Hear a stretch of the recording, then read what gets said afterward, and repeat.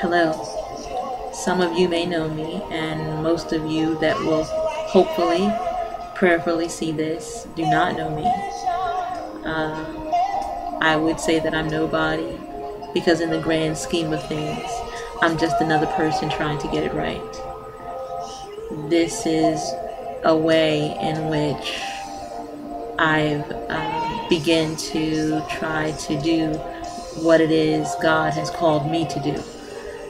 I don't know what He's called you to do, but you may have an ideal of what He's called you to do.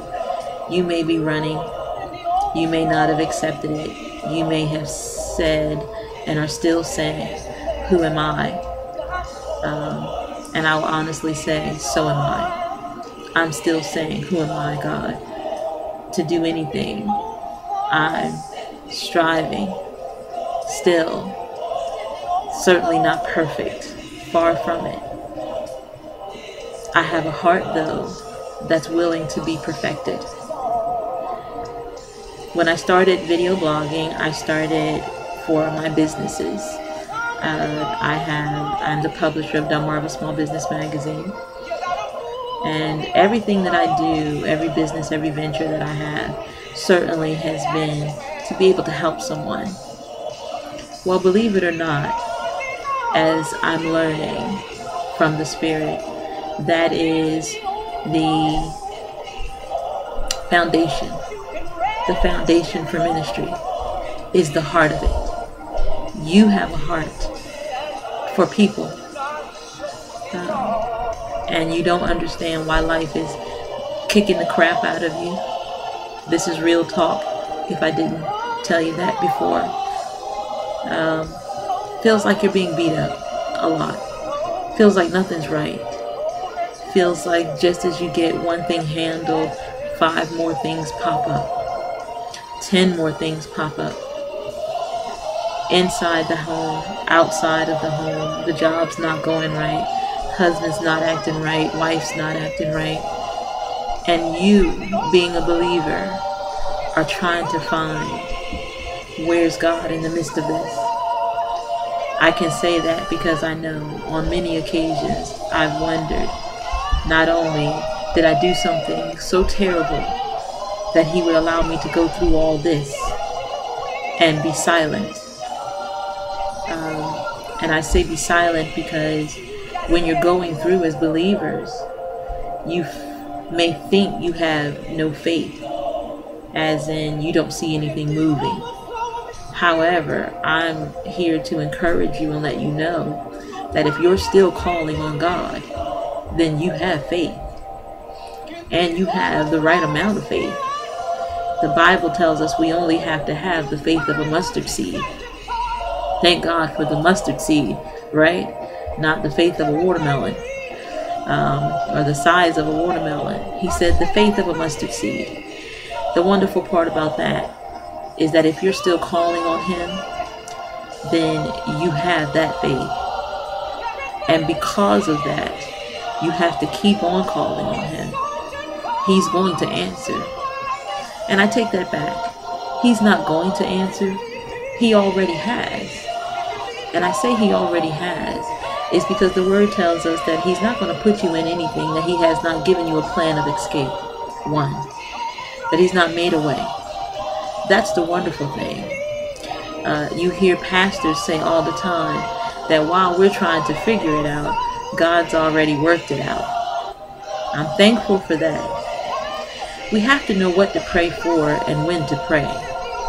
If you're going through and you believe in God, then you have to understand that the thing to pray for is not necessarily over and over again, God do this, God do this, as an act of desperation for Him to move on your time. But you have to pray, God, give me peace and patience while I withstand the storm. Give me patience and understanding, God. Not understanding of the situation or how He's going to bring you out, but understanding that His timing for your life is perfect. See, it's knowing when and what to say, what to pray for. Ask that He give you peace in the midst of it. That peace certainly comes only from understanding that, as the word tells us, that he has your best interest at heart. For I know the thoughts that I think towards you, thoughts of good and not of evil, to bring about a prospective end. That's the thing that we have to remember. You're sitting in a situation right now, and you don't see a way out. You're sitting in a situation right now, and as you look around at all the people who come in and out of your life, most of them you probably even help on a regular basis. But you don't see anyone that can help you. You don't see anyone that can give you any money. You don't see anyone who can give you any answers to the questions you have. You don't see anyone whose shoulders you can rely on while you grieve your situation. You don't see anyone that can hold your hand while you wait for the resolution to what you feel is your situation. God is there. I have a client. I do hospice care. I have a client, and he's 90 years old and very independent. Does most everything he can on his own. Much like us, we try.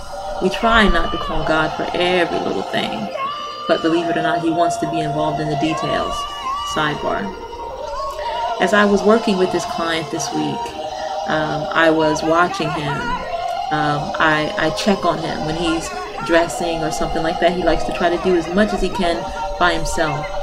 So I remember I ran to the kitchen. I was preparing his meal, and he was taking care of dressing, and I would pop back and forth and just kind of peep and make sure he's okay. Well, I figured he was about done, and I'd go get him and bring him into the kitchen. So I went back in there with the full expectancy to grab him and help him and bring him to where I needed him to be, or where he needed to be. He wasn't quite done yet. He was still working. So as I popped in, I dipped back real quick to just watch him in the mirror. Where the mirror is placed, I can look in the mirror and see him, and he can't see me. And I watched him patiently through much trial, but go ahead and get dressed, and then get in his chair and turn his chair around and come on back out. And as he was getting in his chair, I put my hand on his shoulder, because he didn't know I was there. Remember, I had been watching him from the mirror, and I'd been watching him to just kind of make sure he didn't need my help, and that I'd be there when he needed me. And when he sat down in his chair, I walked quietly to him, and I put my hand on his shoulder. He said, "Oh, right on time. I didn't know you were there." And I believe God is much the same way with us. For as much as we try to do, he doesn't take it offensively, like we don't need his help.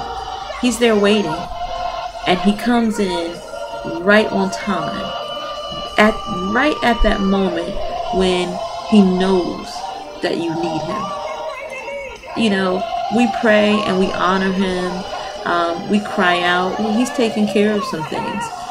The thing is that my client was never in any danger of falling, tilting over. Why? Because I was watching him, and I was close enough to respond. That's God for us. He's watching. He's never far away. Always close enough to respond, and always right there on time. Right there on time. You don't see him. You may not even feel his presence, but he's there. So as I wheeled my client back out, and he likes to try to exercise, and that means using a grab bar, a railing. He'll walk for a little while. So I wheeled him out to the railing. He said, "Let me try to walk for a little while." Isn't that what we do? Things are going good, so we're like, "God, I got it from here. I can do this." And so God lets us do it. So the first time he tried to get up, he wasn't quite strong enough. I was right there holding the chair. So when he fell backwards and couldn't get all the way up, the chair was there to catch him. Sounds like God, doesn't it? because of all those times that you made it through and you don't know how. It's because he was right there to catch you. So he said, okay, well, let me try this again. I said, okay. So this time he went a different way, but he pulled himself up. And when he pulled himself up, he walked for a little while, all the while not feeling me there, but knowing I was there. So he walked. And when he got to the end, he sat back down. He never looked back. He knew I was there. I believe that that's how God wants us to be. He wants us to continue to move forward, continue to walk forward. It gets a little tough. We'll stumble sometimes. Sometimes we'll even fall. But even in that, we know he's there. That's the peace. That's when the peace begins to come into play. The rest begins to come into play. Because when we know that God's there, there's nothing that you're going to go through, whether you stumble or whether you fall, that you don't have the understanding that he's there and he's going to catch you.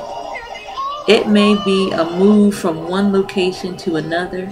It may be a stumble that moves or shifts something in your life. It may be a move or a stumble that takes some people out of your life, or moves some things, or takes you out of some situations. Whatever the case may be, rest assured that your Father, our Father, is there. You may not see him. You may not feel him. You may wonder, does he even hear you? He does. He does. And he's there. Right there waiting. So that if you stumble and if you fall, he'll be there to catch you. So this week, don't stop praising him. Don't stop thanking him. If you feel like you need to take your petition before God, then do so by all means.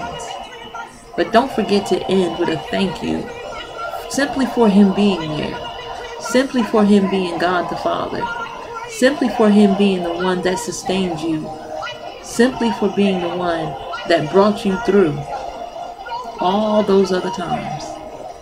And understand that if he loved you enough to bring you back, to bring you through that, then he's the same God. His word says that I am the same yesterday, today, and forevermore. It's we who change. The change can't be, God, I thank you, to God, where are you? It has to be, God, not only do I thank you, it's that I praise and I worship you. One of my favorite songs right now is that my worship changes the atmosphere. It moves some things. It breaks some things. Worship God. Watch your situation move. And sometimes the situation you're looking at may not move. That may not be the purpose of the situation or the problem. Maybe the purpose is to move you, to change you, affect you, lift you, grow you. You have ministry to do. You have work to do for the kingdom. It's time that you start. And you start right now by realizing and understanding that God is with you. And it's time for you to move into your purpose and destiny. Be blessed.